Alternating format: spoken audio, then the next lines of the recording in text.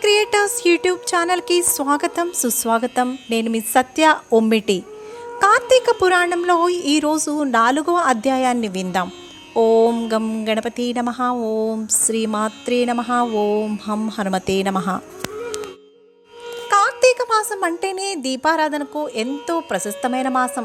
ఆ మాసమంతా మనందరం వెలిగించే దీపాలతో లోకమంతా ప్రకాశిస్తూ ఉంటుంది. ఆ కాంతి మనందరి జీవితాలను వెలుగులతో నింపుతూ ఉంటుంది. ఘోరమైన పాపాలు చేసిన వారు సైతం కార్తీక మాసంలో వెలిగించే ఈ దీపంతో కైలాసాన్ని చేరుతారు.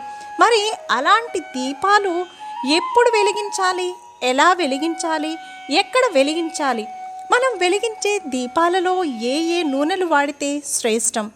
కార్తీక మాసంలో చేసే ఈ దీపారాధన మహిమతో మనకు ఎలాంటి ఫలితాలు వస్తాయి అనే విశేషాలను తెలిపే అధ్యాయమే ఈ 4వ అధ్యాయము.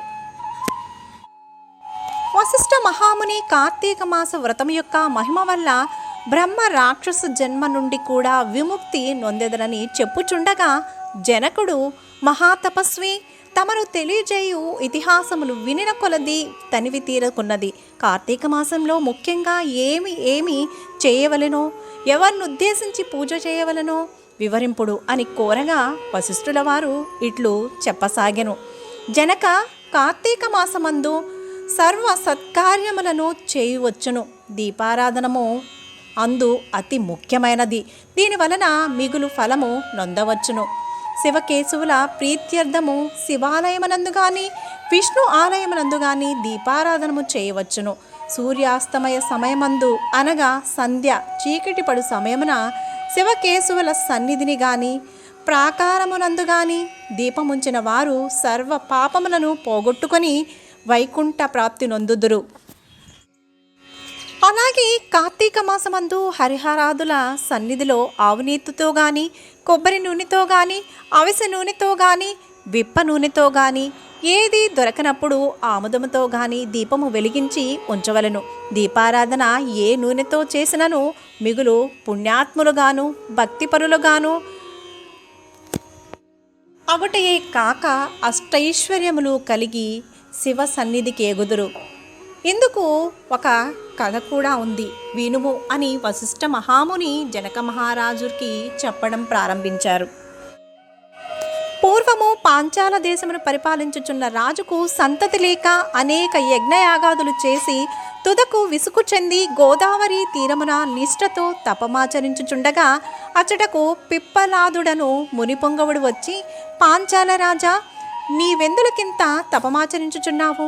నీ కోరిక ఏమి అని ప్రశ్నించగా, ఋషి పుంగవ, నాకు అష్టైశ్వర్యములు, రాజ్యము, సంపదలు ఉన్నను నా వంశమును నిలుపుటకు పుత్ర సంతానము లేక కృంగి కృషించి ఈ తీర్థస్థానమున తపమాచరించుచున్నాను అని చెప్పెను. అప్పుడు ఆ ముని పొంగవుడు, ఓయి, కార్తీక మాసమున శివ సన్నిధిని చేరి శివదేవుని ప్రీతి కొరకు దీపారాధనను చేసిన ఎడల నీ కోరిక నెరవేరగలదు అని చెప్పి అక్కడి నుండి వెడలిపోయాను.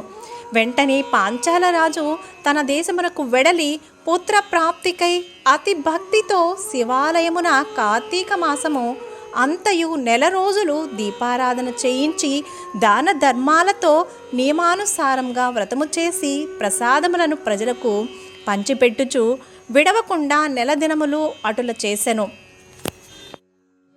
ఆ పుణ్యకార్యము వలన ఆ రాజు భార్య గర్భవతి అయి క్రమముగా 9 మాసములు నిండిన తరువాత ఒక శుభముహూర్తమున కొడుకుని కనెను. రాజకుటుంబీకులు మిగులు సంతోషించి తమ దేశమంతటా పుత్రోత్సవమును చేయించి బ్రాహ్మణులకు దాన ధర్మములు చేసి ఆ బాలునకు శత్రుజిత్తు అని నామకరణం చేయించి అమిత గారాభముతో పెంచుచుండురి.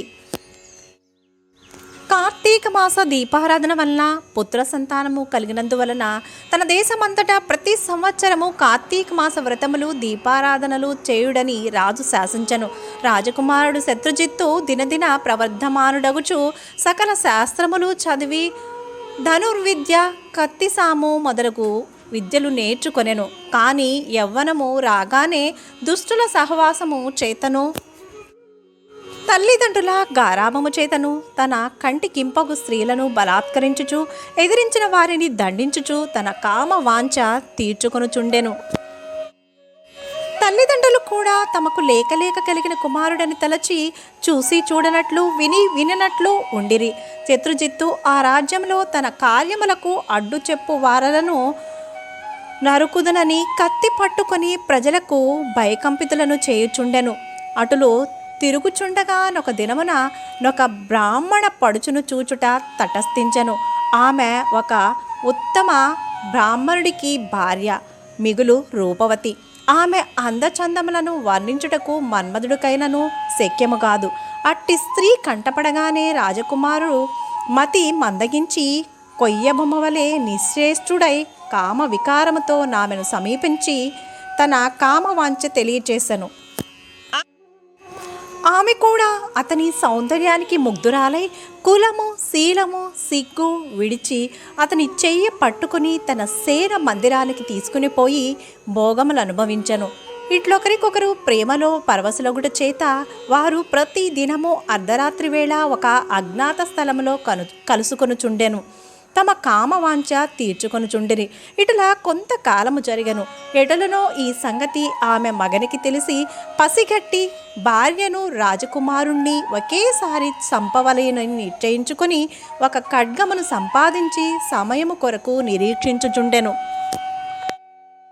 ఇట్లుండగా కార్తీక శుద్ధ పౌర్ణమి రోజున ఆ ప్రేమికులిరువురు శివాలయమున కలుసుకోవాలని నిశ్చయించుకొని ఎవరికి వారు రహస్య మార్గమున బయలుదేరిరి. ఈ సంగతి నెటులను పసిగట్టిన బ్రాహ్మణుడు అంతకు ముందే కత్తితో సహా బయలుదేరి గర్భగుడిలో దాక్కొని ఉండెను. ఆ కాముకులిద్దరూ గుడిలో కలుసుకొని గాఢాలింగనం మునర్చుకొని సమయమున చీకటిగా ఉన్నది, దీపముండినా బాగుండును గదా అని రాజకుమారుడు అనగా ఆమె తన పైట చెంగును చించి అక్కడున్నటువంటి ఆముదపు ప్రమిదలో ముంచి దీపము వెలిగించెను.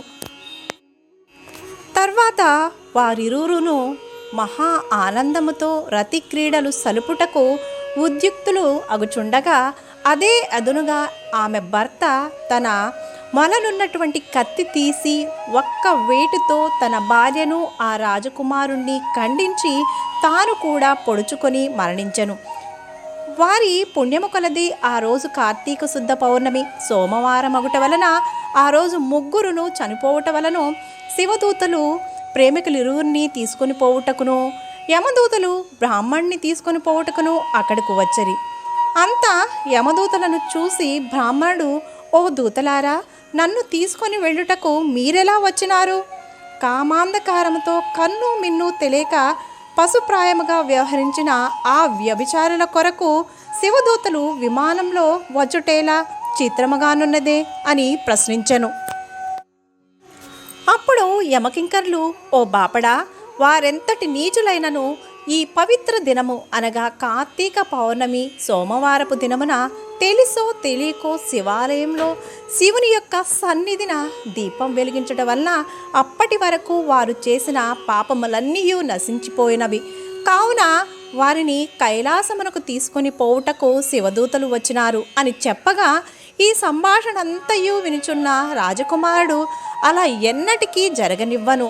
తప్పప్పులు ఎలాగున్నప్పటికీ మేము ముగ్గురము ఒకే సమయంలో ఒకే స్థలంలో మరణించితిమి కనుక ఆ ఫలము మా అందరికీ వర్తించవలసినదే అని తాము చేసిన దీపారాధన ఫలములో కొంత ఆ బ్రాహ్మణుడికి కూడా దానం చేసెను. వెంటనే అతనిని కూడా పుష్పక విమానం ఎక్కించుకొని శివ సాన్నిధ్యమునకు చేర్చిరి. కావున ఓ జనక మహారాజా, వింటివా? శివాలయంలో దీపారాధన చేయటం వలన ఆ ప్రేమికులు చేసిన పాపములు పోవటయే కాక కైలాస ప్రాప్తి కూడా కలిగను. కావున కార్తీక మాసంలో నక్షత్రమాల యందు దీపముంచిన వారు జన్మరాహిత్యమొందుదురు అని వశిష్ఠ మహాముని జనక మహారాజును ఉద్దేశించి చెప్పినారు.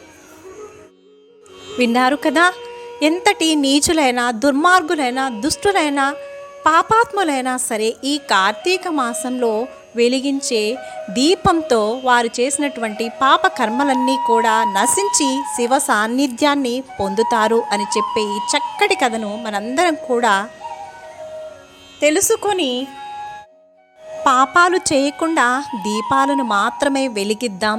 ఆ దీపపు కాంతి యొక్క వెలుగుల్ని మన జీవితాల్లో నింపుకుందాం. ఇది కార్తీక పురాణంలో 4వ అధ్యాయము 4వ రోజు పారాయణం సమాప్తం. వీడియో నచ్చితే లైక్ చేయండి, షేర్ చేయండి. ఛానల్ని సబ్స్క్రైబ్ చేసుకోకపోతే సబ్స్క్రైబ్ చేసుకోండి. సర్వేజన సుఖినో భవంతు. శుభం.